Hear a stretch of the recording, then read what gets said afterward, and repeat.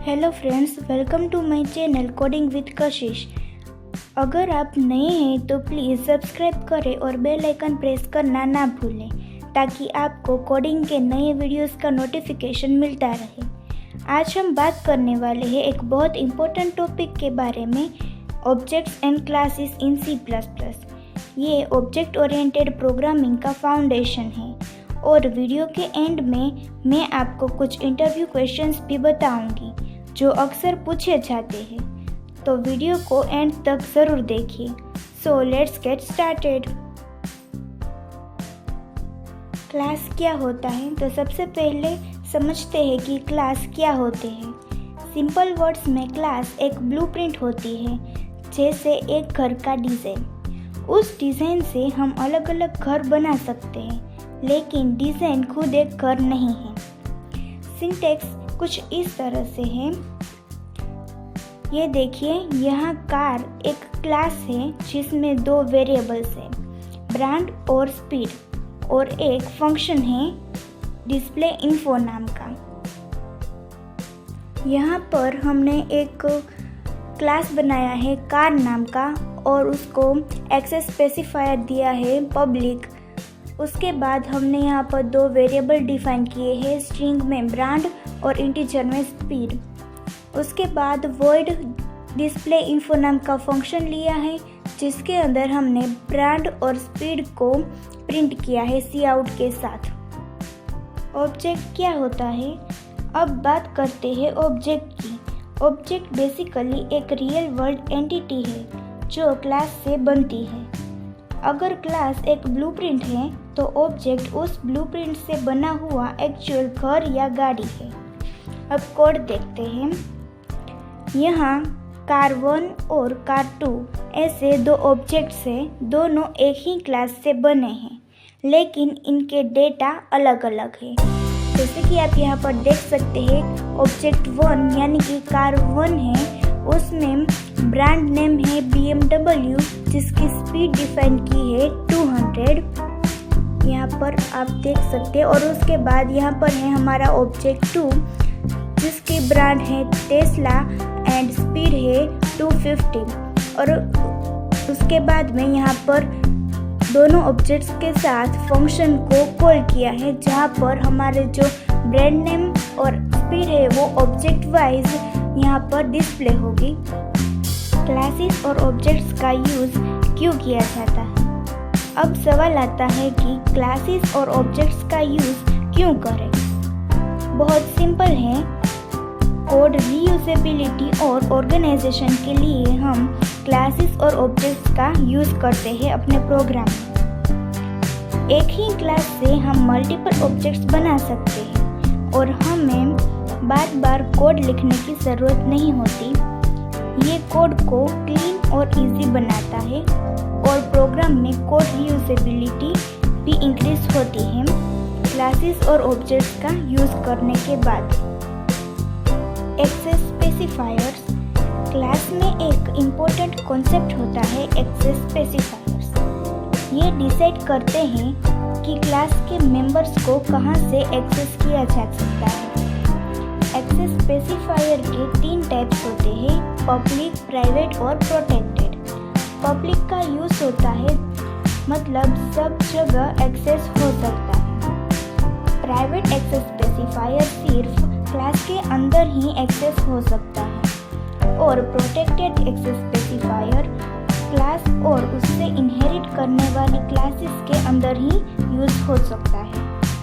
जब हम access specifier declare नहीं करते या करना भूल जाते हैं तो default private access specifier use होता है। चलिए एक एग्जांपल देखते हैं। यहाँ नेम प्राइवेट है, इसको डायरेक्टली यूज़ नहीं कर सकते, लेकिन सेट नेम फंक्शन के थ्रू इसे अपडेट कर सकते हैं। जैसे कि यहाँ पर आप देख सकते हैं, मैंने स्टूडेंट नाम का एक क्लास लिया है जिसमें नेम को प्राइवेट रखा है और एज को पब्लिक रखा है। ऐसे में नेम को डायरेक्टली यूज़ नहीं कर सकती।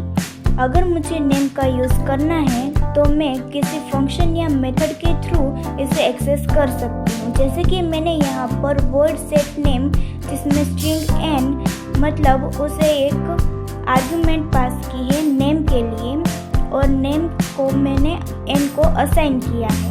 मतलब इस तरह से मैं कोई भी फंक्शन या मेथड का यूज़ करके प्राइवेट नेम को एक्सेस कर सकती हूँ।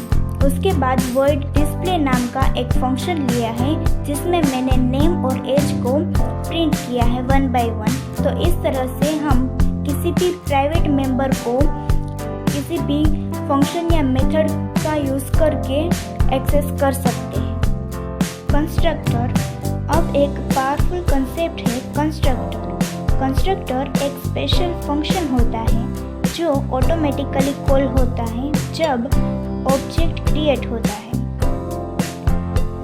जब हम S1 ऑब्जेक्ट बनाते हैं कंस्ट्रक्टर खुद ही कॉल होता है और वैल्यूज असाइन कर देता है। यहाँ पर मैंने एक स्टूडेंट नाम का एक कंस्ट्रक्टर बनाया है जिसमें स्ट्रिंग n और इंटीजर a ऐसे दो आर्गुमेंट पास किए। कंस्ट्रक्टर स्टूडेंट मतलब ये एक स्पेशल फंक्शन ही है। जैसे हम फंक्शन बनाते हैं उसी तरह से हम कंस्ट्रक्टर भी बना सकते हैं जिसमें मैंने नेम को n की जो वैल्यू है वो असाइन की है और एज को a की वैल्यू असाइन की है। उसके बाद void display नाम का एक्चुअल फंक्शन बनाया है जिसमें मैंने नेम और एज को प्रिंट कर दिया है। इंटीजर मेन में स्टूडेंट S1 ऐसा एक ऑब्जेक्ट बनाया है और उसके साथ ही मैंने वैल्यूज भी पास कर दी है जिसमें नेम में कशिश और एज में 20 लिख दिया है। मतलब ये ऑटोमेटिकली यहाँ पर प्रिंट हो जाता है जब भी हमारा फंक्शन कॉल होता है। एक रियल लाइफ एग्जांपल देखते हैं। सोचिए एक मोबाइल फ़ोन क्लास है जिसमें फीचर्स हैं ब्रांड, मॉडल और बैटरी। यहाँ पर हम 3 तरह के टाइप्स के फ़ोन से हम समझेंगे। अगर हम आईफोन बनाते हैं तो एक ऑब्जेक्ट है, अगर हम सैमसंग बनाते हैं तो ये दूसरा ऑब्जेक्ट होता, अगर हम OnePlus बनाते हैं तो ये तीसरा ऑब्जेक्ट है। सब ऑब्जेक्ट्स अलग हैं पर उसका स्ट्रक्चर सेम है। सो फाइनली अब हम देखते हैं कुछ इंटरव्यू क्वेश्चंस। अब चलिए बात करते हैं कुछ इम्पोर्टेंट इंटरव्यू क्वेश्चंस कि जो अक्सर पूछे जाते हैं C++ में क्लासेस और ऑब्जेक्ट्स के बारे में। फर्स्ट है क्लास और ऑब्जेक्ट में क्या डिफरेंस है। उसका आंसर होगा क्लास एक ब्लूप्रिंट है, ऑब्जेक्ट उस ब्लूप्रिंट का इंस्टेंस है।